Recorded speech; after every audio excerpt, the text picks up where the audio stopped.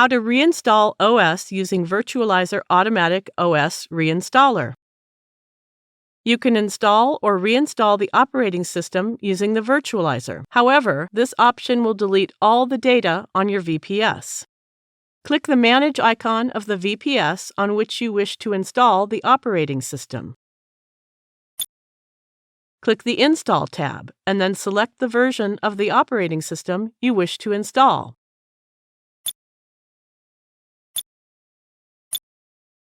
You can manually type the password, or you can generate a secure password automatically.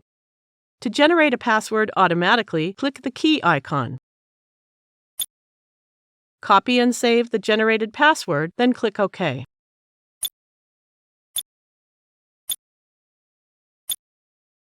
Leave this box for Format Primary Disk unchecked and click the Reinstall button.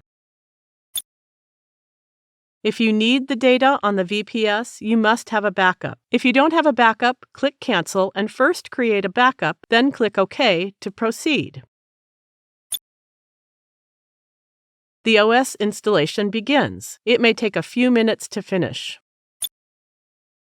That's it. You know how to reinstall OS using Virtualizor. Thank you for watching.